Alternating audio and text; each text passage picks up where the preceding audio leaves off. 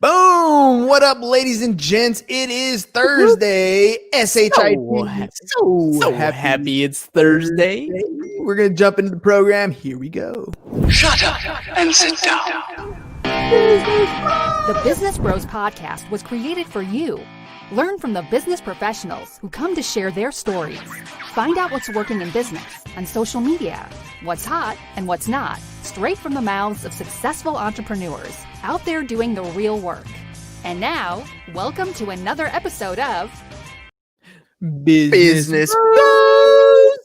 We are ready for some San Diego heat. James, it is that time. Drop the fire. All right, all you business pros out there. Before we jump into the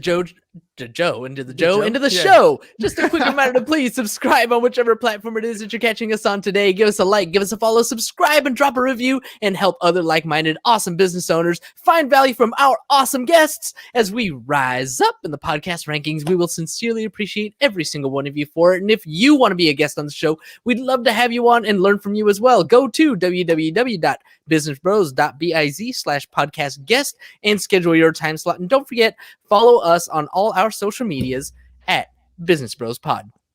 Ladies and gentlemen, we're so excited and so honored to bring yet another incredible guest on the Business Bros Pod. Our guest today started out as an IT project manager, but has since refocused and re-energized his efforts into real estate. His passion is in educating first-time home buyers and helping them achieve their dreams of home ownership. Drawing on his background of project management, he creates a clear outline that covers every step, every hurdle, and every goal along the journey to that close of escrow. Our guest manages his business and his life with purpose, and part of every commission he earns is proudly donated to his favorite charity, Urban Street Angels, focused on helping to end youth homelessness in San Diego. We could not be prouder to have such a purpose-driven professional on the show. So without further ado, joining us today from With Purpose Realty, welcome to the show, Rob I Lucci.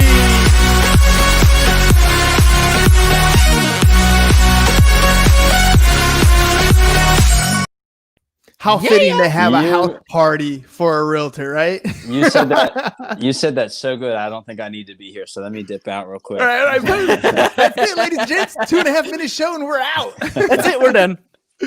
All right, Rob, dude. Thank you. You're a San Diego man.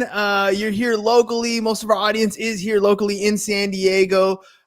Tell us a little bit about, aside from what James said in the intro, because you already do some great things. What's it like for you being here in San Diego, taking advantage of a beautiful weather that we got every single day?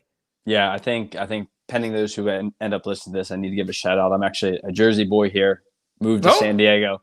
However, San Diego now. So, it's a pleasure to be here. Thank you for having me. And honestly, it's like you put it, San Diego is a beautiful place. And I got lucky enough to move here 3 years ago and stumbled into such a great city. So I'm very, very happy to be here. All right. So in full disclosure, right? Hang on. I want to start a San Diego fight. Oh. What's your favorite taco shop? Rob, what's your favorite taco shop? You got to have a favorite taco shop if you're here in San Diego. So I didn't hear words you said. I don't know if it's just robotic on my end. Could you try that one more time? Yeah. Oh, I said I want to start a San Diego fight. What's your favorite taco shop? I'm honestly not getting anything. It's coming out totally robotic and cryptic right now. No. All right. How about now? Can you hear me now? It's like a Verizon commercial. Can you hear me now? Taking off my headphones. Same issue. Uh-oh. How about now? That's what happens, ladies and gents, when we're live. We're live on the program. Let's see. Sometimes it happens. Sometimes it happens. All right, James. We'll talk a little bit until we get Rob to figure out his technical issues on that side. All right. So used to be for me, my favorite taco shop was Armando's growing up because it was right there by the high school. Right. I went to Southwest High School. So it was right there on Hollister. That was the place to go. We would take the guys, and I'm talking about all the guys or girls, whatever, in the high school. At high school, in the band. You can hear us now? You can hear us now? Super cryptic. Try that question again. I don't know. All right. So we wanted to start a San Diego fight. We wanted to know what your favorite taco shop is. Oh God. Probably Lucha Libre, I'd have to say. Oh, Lucha hell yes. Libre. In Hillcrest? Yeah, that one in Hillcrest. Yeah. Yes. So, Old Town area, right on the intersection by the 5. I'm blanking on the name. yeah. Okay. I was getting it confused actually. Yeah. Lucha Libre. The one you're thinking about is Tacos Libertad, I think. Libertad. That is the one that I was thinking about. Yep. But Lucha Libre, that's right next to that one bar. Can't think of it, but yeah, I know what you're talking about. Right at the end of Washington. Correct. Yeah. Yeah. Good stuff. That can I one say? is I love good. That tacos. one is good. Okay, so for the audience that is not in San Diego, one of the reasons why we call Taco Shop, and one of the things you can get here in San Diego that you cannot get anywhere else. And Nick, I know you're from Florida. If you ever come down, I'm gonna take you to go grab one. It doesn't really matter which taco shop. A lot of them are really good, but this is how I judge them. Rob, this is how I judge them. Let me know. I judge a taco shop by the caliber of their California burrito. That's interesting. I guess that's fair. That's totally fair. Dude, and like, ladies and gents, leave it in the comments. Like, do you judge your taco shop by the California burrito? So for those of you who are not here, first of all, it's called a California burrito, right? But it's not everywhere. It's only in San Diego. And it's a burrito, has carne asada, and it can have the salsa, sour cream, guacamole, all that stuff. It better have all that stuff. But it also has French fries in it. Yep. That's what makes it a California burrito. So Rob, let's jump away from that real quick, because I just had to get that in there. But it's a unique thing, right? It's a unique San Diego thing. So let me jump into this. All right, so you're a Jersey boy. You came to San Diego, and did you get into real estate like right when you got into San Diego, or was it something you were already doing, just transfer your license? Yeah, so I had done real estate for less than 1 year in Jersey. That's where I made my career switch from IT to real estate. And when Laura and I moved out here, it was a decision whether I go back into IT, where I had a pretty nice little resume there for a quick, stable, nice income, or do I take a chance and stay in real estate, where I ended up falling in love with it. So I guess you can guess what I did, being as I'm here now, is I stayed in real estate. I had to get my license all over again. And I basically started right away once I got here. Yeah. What brought you to San Diego? I mean, Jersey's a potentially nice place. I've never been there before, but everybody who's from Jersey tends to like Jersey, or, why San Diego? I wish Laura was here to answer that question, but basically it truly is for the weather, a little life change. So I grew up in South Jersey. I slowly moved to North, and basically by the time we got here, Laura had traveled the world for a year and said, like, hey, I don't want to kind of go back to where I came from, even though New York City area is a beautiful place. So we had friends say, look, you guys would love this location. We had never been here. We packed up our stuff. We were there about 2 months later, and here we are. We own a house now, starting a family. So pretty crazy. Nice. All right. I'm curious. Yesterday on the podcast, we had Luis and Leslie Peraza, and it's a mother-son duo, right? So working with family has always been one of those crazy things. Mm-hmm. Like, I know for a fact that people have gone through COVID and had to integrate family and work life. You have your spouse who used to be away from 8 hours a day for the most part. Now they're here at home, yet you chose a profession where you two work together. What was that decision like, and how has that been for you? Yeah, it's a great question. Honestly, I wouldn't say, at least me personally, I put too much thought into it. I worked for a lot of family-run businesses growing up, and even in real estate in New Jersey. So I know what it's like. I've seen the pros, I've seen the cons, and it's a dangerous line you play, or a dangerous game you play, right? For me, again, I didn't put much thought into it, just because I knew Laura and I, we have very different and similar things about us. The similar things allow us to coexist, if you will, but the different things allow us to work on different parts of the business. So Laura comes with a really, really strong marketing and sales background, which enables us to work from like the open funnel kind of sales start of real estate, right? Whereas then I come in and I really enjoy more of the tactical day-to-day. And you can imagine with marketing, that's more strategic, right? So we kind of have a really nice process. It took a little while to find, right? As you do with any kind of company you start or just job. But because of our differences, it allows us to actually enjoy totally different parts of the business and the process, which then, once we found our click and how we do the handoffs, it's worked out honestly beautifully. I know James and I, when we're together, we're always talking business. Like it's just like a second nature thing. We can't stop talking about it. It's what intrigues us. It's what captures our attention. When you guys are at the dinner table, since you were operating different types of the business, does it ever change, or has it almost always stayed focused on that because it's what you like to do? Well, I'll tell you this. This is why I love Laura. Is we both, or let me put it this way.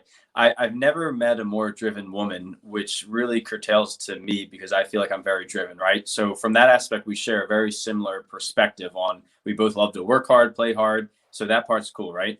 But yeah, sometimes you gotta, one of us, if we're talking too much business that day, it's like, hey, listen, Netflix, let's chill out. But we found a nice groove where, we know when enough is enough and we turn it off. But it's a great question you ask. All right, so let's talk about building a business here in San Diego. You came from Jersey. You probably knew nobody. I mean, from the sound of your story, you didn't know anybody. You didn't know your way around town. You had zero inclination of how the city operated, and yet you've managed to build a successful business from it. Can you walk me through how you got started and how you kept going versus where there's a lot of agents who get their license and just kind of fall off after a year or so?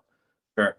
So I think it's what a lot of people probably tell you. It's just the day-to-day hustle, right? And that comes from an entrepreneurial mindset. If you want something so badly enough, you'll get it, right? You set your mind where it needs to be, and it will get there eventually.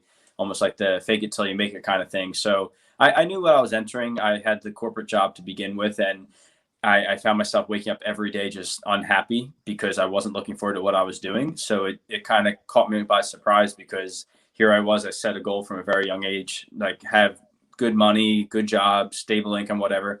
And I'm waking up unhappy. I was like, that's not right. So I saw the opposite before I saw the entrepreneurial side, where even without money, I'd wake up every day hungry for what's coming, excited. And I found the financial stress was much less than the stress of not enjoying what you're doing, right? So that's kind of how it started. And then just came to everyday hustle, is like do the right activities, as every realtor and young professional or professional of any nature there will tell you. Is for us, it's open houses, right? Not right now, it's not, which I really feel for those trying to start this year, because that's how I got my start. Is without a doubt, I could always fall back to open houses. And that just comes to being a bright personality, talking to people, being aggressive, but being understanding. So that's really how I built it, was just through open houses, because I didn't have a network at all, period, zero. So, and I didn't really think about it because I didn't have that either in Jersey, because when I started, I was in North Jersey and I had friends, but we're all young. No one's really buying a house yet. So I kind of came in with that expectation, I would say. But then through doing it, you just got to ride your highs and ignore the lows almost. And it really does help when you have a partner who supports you, because at the time, Laura was working in a tech-oriented sales role, stable income, traveling a lot, right? So I think that too was maybe a little help, where God forbid we had one stable income, right? But not even considering that, just having a partner that supported you and saw that you really wanted it, didn't put pressure on money you're bringing in or money you weren't bringing in at the time. So having that support worked. And then just kind of wrapping it up, you just find your groove. So finally, or eventually I should say, we started seeing patterns, identifying how to market, and having some money to play with to then invest back into your business. So now, you said early on, you were talking about how your background was in IT, hers was in sales and marketing. Tell me a little bit about some of those grooves that you did find. You kind of mentioned some funnel stuff, right? Especially now, COVID hits, and all of a sudden your bread and butter, which was open houses, your way to meet more clients, that's taken away from you.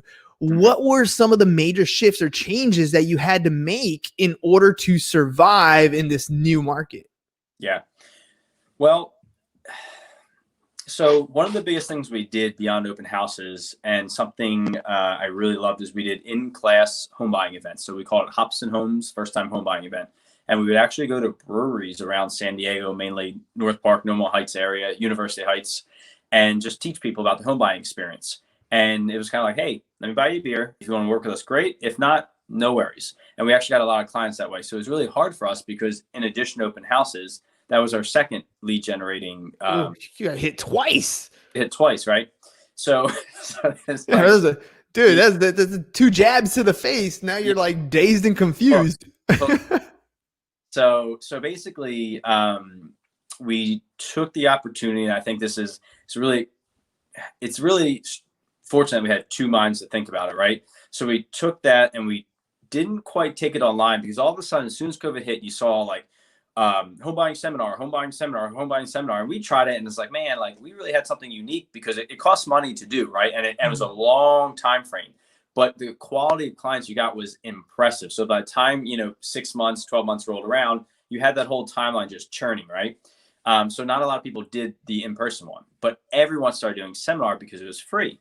So we're like, well, we can't do that. We're just one of a billion right now. So what we did was we turned our whole our whole first time home buying seminar in person into an online class. So not just a seminar, but a true course oriented 45 minutes worth of material home buying class. And we hosted it on the site Udemy, which I'm not sure if you're familiar with, but basically if you want to learn to play the piano, a new language, there's just courses out there, right? So it's teacher student oriented.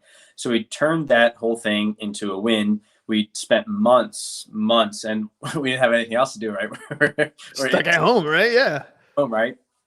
So we just built it. We bought the right software and platform to do really nice recordings and videos. And maybe I could even share the link with you later. But basically, we turned into that. And that's become one of, I wouldn't say the top yet, but one of our lead generating pieces, and truly a value add, because everything we do, forget the sales, it's education, right? Because people in our generation, and I'd say more overall, people really want to be educated, right? So it's like, what's that value that we can add that's very, very different from the crowd? So we shifted from a class in person to this course.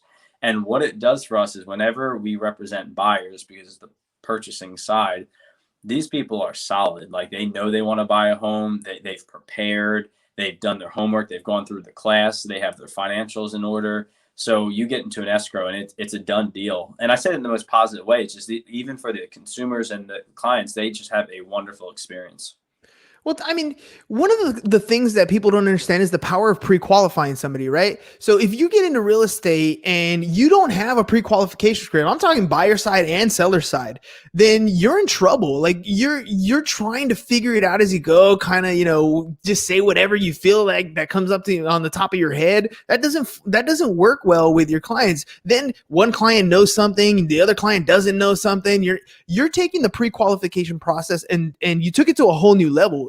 The fact that you designed the course and that these people are coming through, you've already added value to their life, whether they work with you or not, right? But you get also this other thing, which is like the teacher pedestal, right? It doesn't matter whether that teacher knows everything or not. When somebody teaches you something, you always look up to them for more advice, right? And that's a completely different scenario going forward, which is something that you guys did. How do you feel about, what's your experience in that, in that aspect?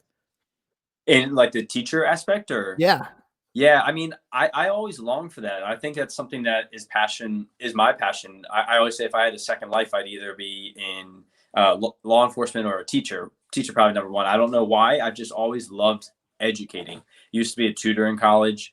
And so that gave me life too. It's like, wow, look at all this you can teach, like you're saying. So we were doing that in the class, right? But there's only so much you could say in a 1 hour, 40-minute class while drinking a beer, right? But when we turn it into a course and you say, okay, hold on 1 second, let me think about this process. Like what are the must knows and what are the things, we can teach along the way? And when you combine the must knows into this platform, it's powerful. So it warms my heart. It makes me feel wonderful when you see someone who puts in the time, that goes through the course. Maybe they're not ready yet. They ask you questions like you're saying along the way. They look up to you and you help them prepare. Those processes that take a longer time almost feel better because you really change their lives in such a way that, they weren't thinking that way, right? So when you empower them with that information, it's just when you get the keys at the end, oh my God, does it feel good in your heart? Dude, and that's super powerful, because the biggest stresses that a real estate agent goes through are the questions that a client has, right? All these things, we can call them objections, you can call them questions, you can call them whatever you want to call them. But when those questions come up, if the real estate agent doesn't have the answer, doesn't know, is not providing that information, that's where their stress level goes up. This is a very stressful situation for a buyer and seller at that time, but it could be for the agent as well. Yeah. What you're you're doing is taking that whole thing to a whole new level. You're answering all the questions ahead of time. You're handling all the objections ahead of time. Plus, you're filling your pipe all the way down. It's got stacked of different qualified people who are educated and ready to rock and roll. I want to know what an escrow looks like for you, because I mean, you kind of hinted where, it's a smooth process, but I mean, you don't look like, okay, granted, you probably, you have the hair issue like me as well, right? But you're not pulling your hair out through this process anymore when you're working with your clients, right? Mm-hmm.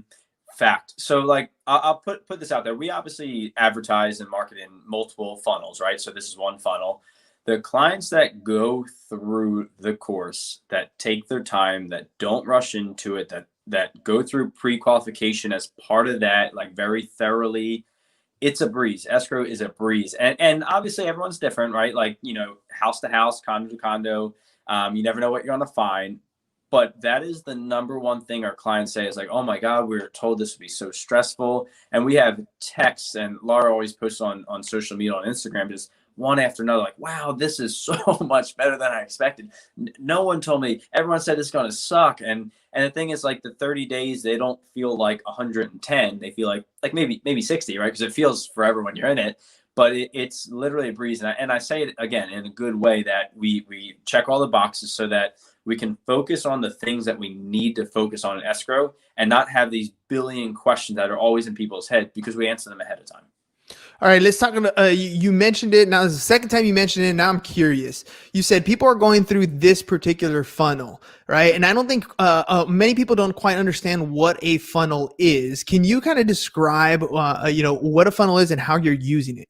Sure. So when I say funnel, what I mean is that we have multiple pillars, if you will, of how we're going to meet clients, right? There's always the sphere, your friends, your family who recommend you. There's, if you do open houses, which again, right now you can't, if you do online advertising, if you do social media, and for us, it's this class. So that's what I mean when I say it. Because what you're describing is a different way to lead generate, Correct. right? A different way to get somebody to A, realize that they're interested in buying a house, right? Mm-hmm. B, look at you as the person who can get them from point A to point B, right? And then what you're doing, that little extra step, is you're teaching them something that's of value. A lot of this stuff that you're talking about, how much of it have you created in an automated process, and how much of it are you hand holding and walking your clients through? Most of it's automated. Like the class, for example, would be a good example, right? But there's always a fair amount you have to handhold, just because we never want to lose the sense of a small business vibe to it. Meaning, like, we love our clients and we love them like family. So I never want to automate to the level that you lose that, because your hands are in too many places and you have to automate in order to maintain such a level of service. We, Laura and I, we take our service to the next level. Like, we hold the standard so high that we would kick ourselves if we ever messed up, right? So there's always a manual aspect to it for us, just because we never want to lose that personal, small business, very close relationship with clients. What type of activities are you doing now that COVID's hit, where it looks like it's looking like we're going to go into another type of shutdown here very soon? Yeah. We have the holiday season, which is notoriously, slower anyways. And yet interest rates are super low. Inventory is super low. How is that affecting your processes or your business? And what do you see coming up in 2021?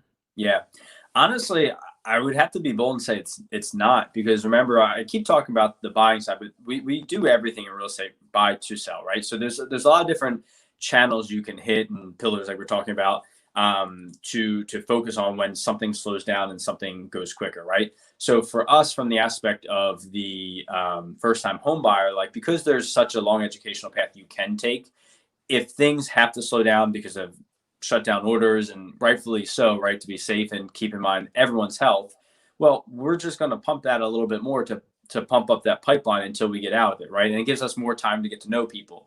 As far as what's coming up, that's a great question. I never would have guessed we'd be where we are today. Like, when it first happened, I wouldn't use the word worried, but I was very interested to see, unfortunate things that happen with the pandemic and people losing their jobs and the housing industry went the other way.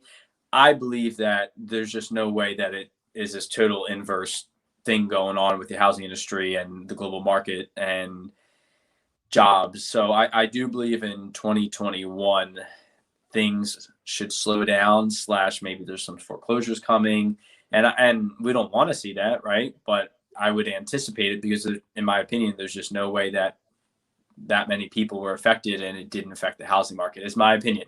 Now I've been wrong so far in 2020, so we'll see in 2021.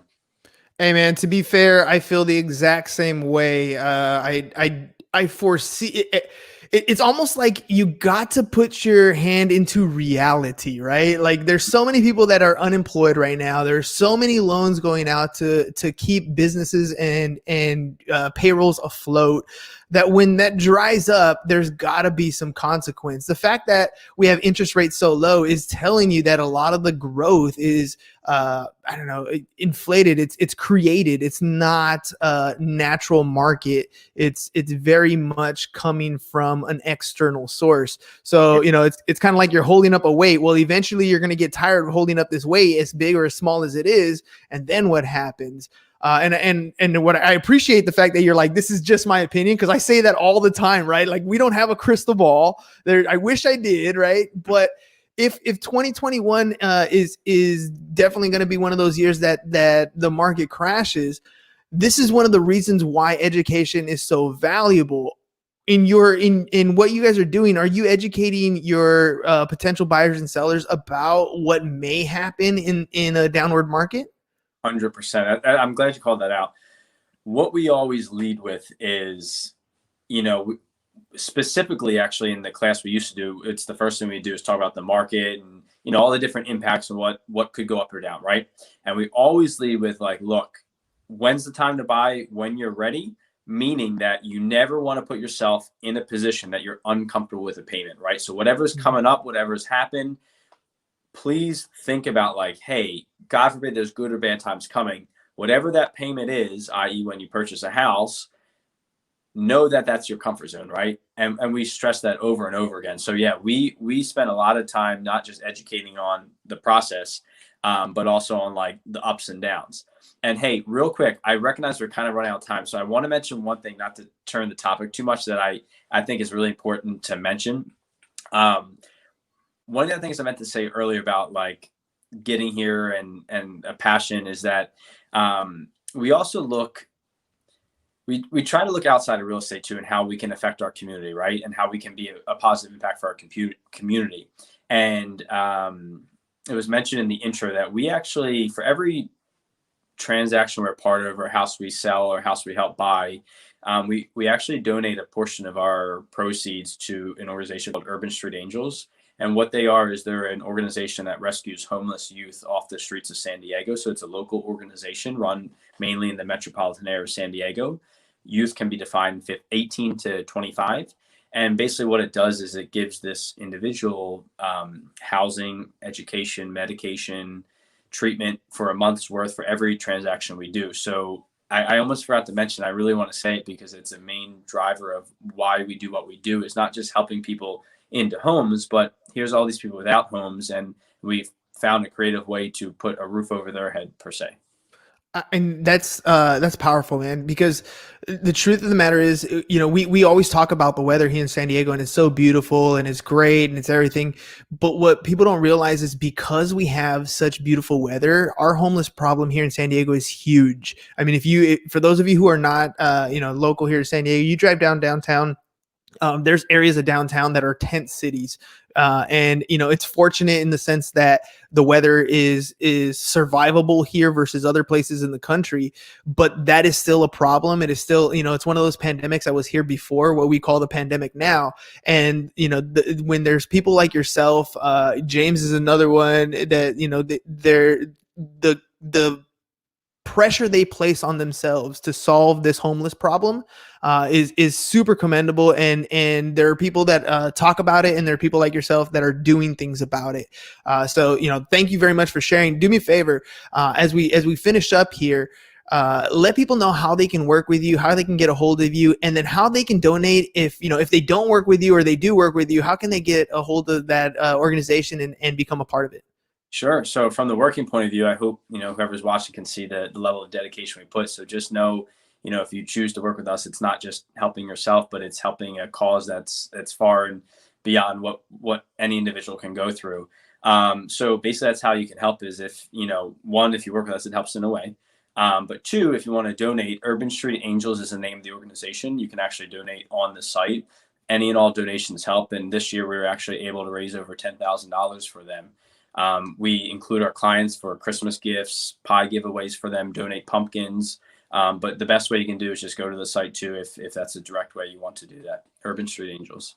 Awesome. And then if people want to get a hold of you, can you let them know, Orly, how they can get a hold of you? Yeah. So honestly, the best way, we're very active on Instagram. So fortunate Laura's not here, but her Instagram handle is Laura Realtor with Purpose, LAURA Realtor with Purpose. And then mine would just be Rob Realtor with Purpose. We're on there every single day. You can see our content. You can see, we're not just saying, we're actually doing it. And that's the best way for you to visually see it.